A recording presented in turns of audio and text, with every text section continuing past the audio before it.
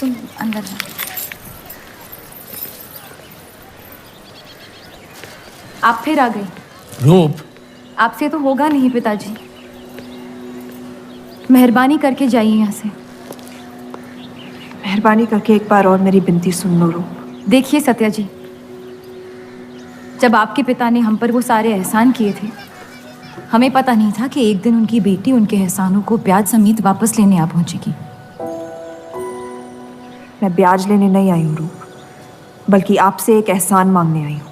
माफी चाहती हूँ, मैं आप पे ये एहसान नहीं कर सकती। मेरी आज़ादी बिकाऊ नहीं है। आप गलत समझ रही हैं रूप। या शायद मैं ही सही समझ रही हूँ।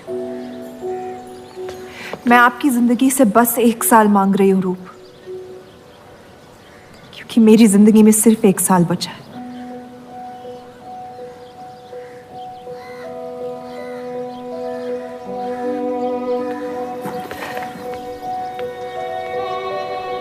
एक बार ठंडे दिमाग से सोच लो बेटा।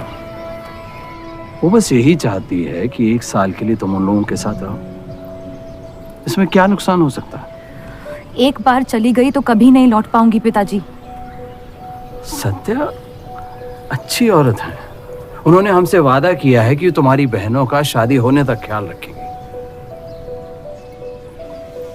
इसीलिए पढ़ा लिखा के बड़ा किया था कि एक दिन सही दाम पे बेच पाऊं मुझे। रूप, कौन बाप अपनी बेटी को हुस्नाबाद जाके किसी अनजान घर में बगैर किसी रिश्ते के रहने पे मजबूर करता है? अगर हम जिंदगी भर लोगों के घर जा जाकर शास्त्रीय संगीत सिखाए ना, तब भी तुम्हारी और तुम्हारी दोनों बहनों की शादी नहीं करवा पाएंगे।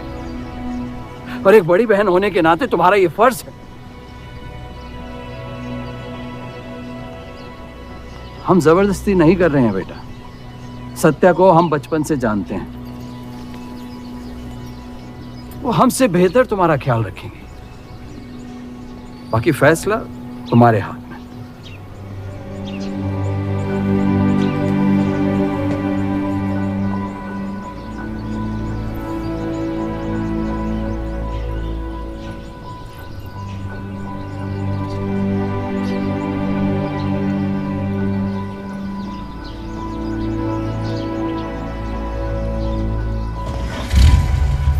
रुकिए।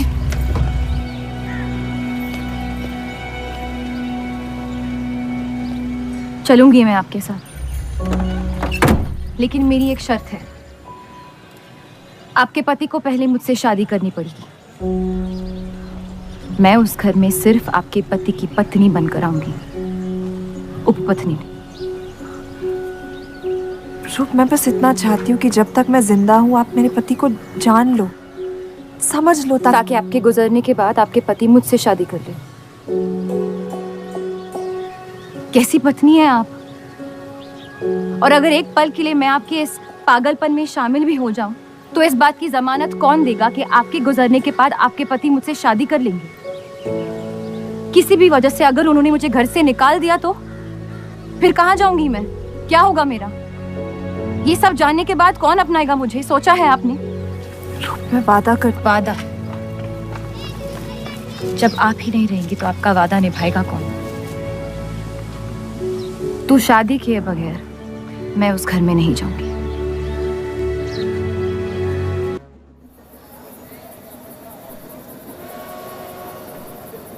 दो और लड़कियां बाहर बी के यहाँ गाना सीखने आई हैं। उनके सामने अपनी पतलून बंद रखना।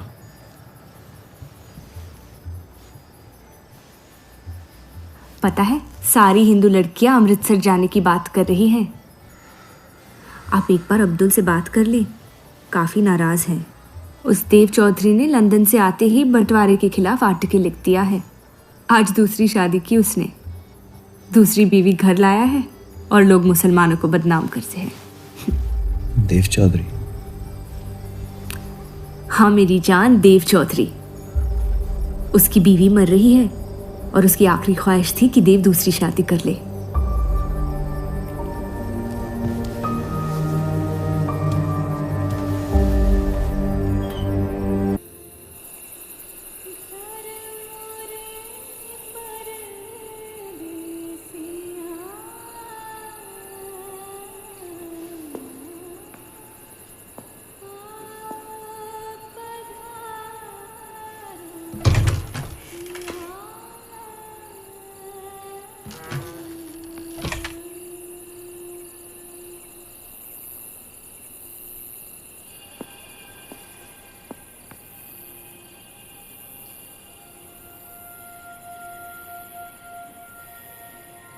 मैं अपनी पत्नी से बहुत प्यार करता हूं।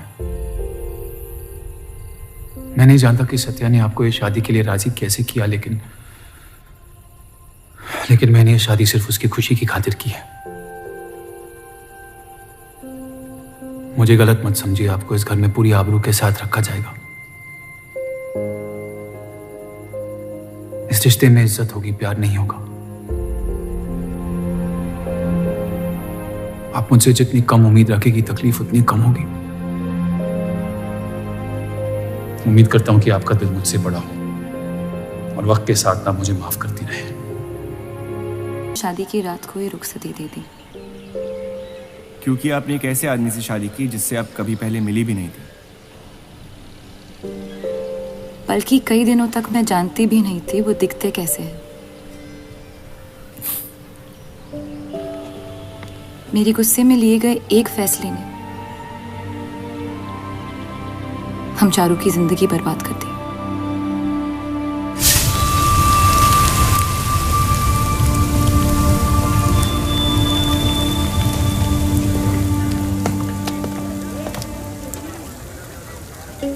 ऐसे जफर मियाँ, अगर आपको अपनी तलवारों से इतना ही इश्क है तो लोहारों की लड़ाई में शामिल क्यों नहीं हो जाते? उसी लड़ाई के लिए तो तलवारें बना रहा हूँ। बस इन्हीं तेज जुमलों से ना हीरा मंडी की औरतों के दिल काट रखे हैं आपने। कल मीटिंग में क्यों नहीं आए? एक और दिल कटने का इंतजार कर रहा था, उसे तोड़ना नहीं चाहता था।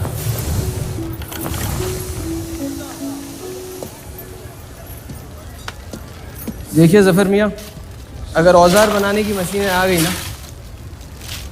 तो हमारे कारखाने बंद हो जाएंगे। इस बार हमारी कौम पे नहीं, हमारे पेट पे हमला हुआ। एक तरफ अल्लाह अल्लाह करते हो और दूसरी तरफ डरते रहते हो।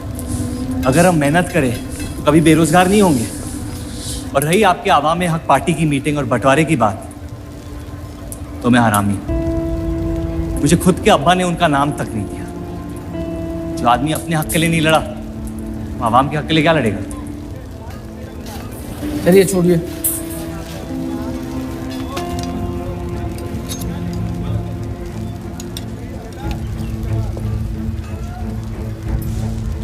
मैंने कितनी बार कहा अब्दुल मियाँ, अगर आप सच में अपना नजरिया दुनिया तक पहुंचाना चाहते तो बलराज चौधरी के न्यूज़पेपर से कोई बेहतर जरिया नहीं है।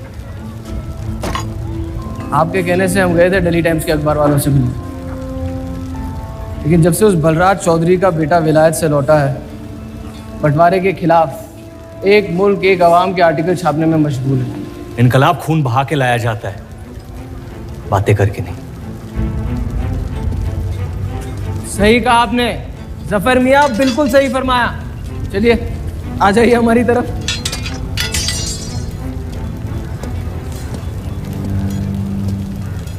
गलत ना समझे मुझे, भाई है आप मेरे, जान दे सकता हूँ, लेकिन सिर्फ आपके लिए।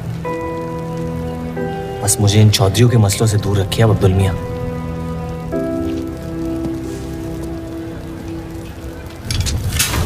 देव, आपको थोड़ा ख्याल रखना।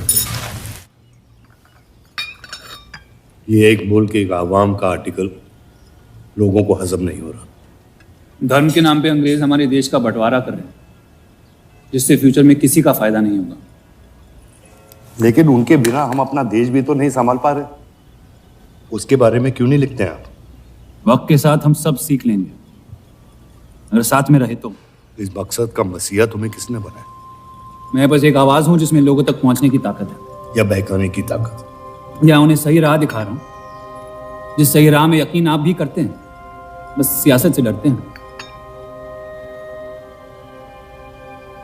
ये मत भूलिए कि हम यहाँ माइनॉरिटी हैं और मुस्लिम लीग दिन ब दिन ताकतवर होती जा रही है।